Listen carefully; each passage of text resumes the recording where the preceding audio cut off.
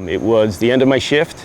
I had just closed down the tower, called off duty, had stowed the gear away, and was on my way up to my car. And I had taken my time, walking slowly, saying hi and bye to people that I knew. While I was at my car, I looked down into the water and I noticed a kayaker had fallen off his board and was laying down face down in the water. And it looked unusual to me that he didn't pop right back up like he's done every other time when he fell off his board. And I saw another surfer, Tom Ye, was paddling past Robert and saw it, looked unusual, and I saw him struggling to hold Robert out of the water. So I immediately grabbed my gear and ran down the steps, and as I was running down the steps, I called to some bystanders to activate 911, please call a medic. I contacted Robert about maybe 30, 40 feet offshore right here. 3 or 4 gentlemen came from the cliffs area and also met me in the water from this area over here. They came in the water and also assisted me.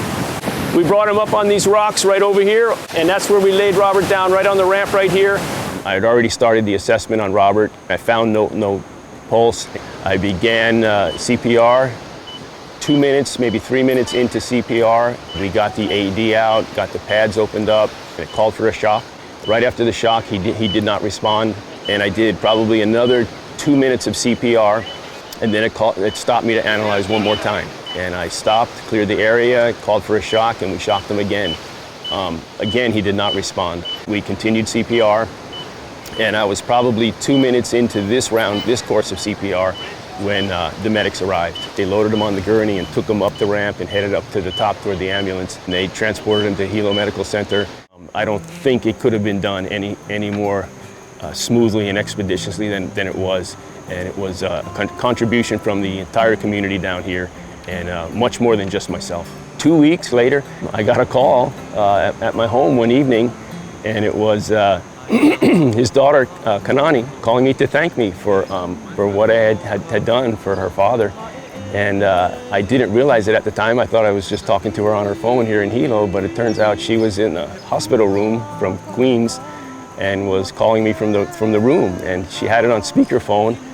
And one by one, the family members, they went around the room, and there was at least a half a dozen or so that all individually thanked me, and we're just very appreciative and very thankful for the work and the effort that I did that day. It was still touch and go for him, but the family, went out of their way to give me just a humble, warm thank yous for what I had done, and it was touching, so uplifting, and so heartwarming to find out that all the efforts of everybody that day were leading him on a path to recovery.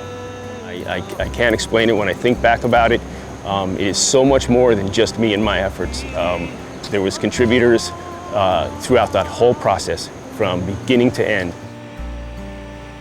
I would like to commend veteran lifeguard Kapski on a job well done. Without lifeguard Kapski, the outcome may not have been so positive. And this is the really important part I want to mention, because I remember it so clearly. But everybody cleared out. My gear is all over the ground. Gathering everything up. My AED is a little bit wet from the shower runoff. My O2 bag is wet. I'm wiping everything off. I'm cleaning, and I'm de-stressing from the adrenaline rush. And I looked down at the AED bag as I got the AED all cleared off, and I'm about to put it in the bag. And as I zip the bag closed, there's the sticker, equipment donated by Daniel Sayer Foundation. It deserves mention, and it deserves a warm thanks to this organization. I would like to nominate Water Safety Officer John Kapski for his dedication and professionalism in the performance of his exceptional duties for this incident and on a daily basis.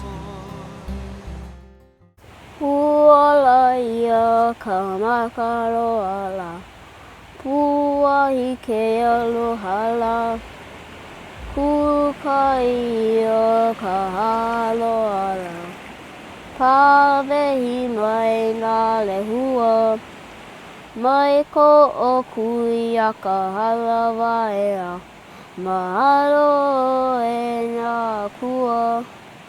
Mahalo e nā kapuna la ea. Mahalo me ke alohala. Mahalo me ke alohala. Mahalo.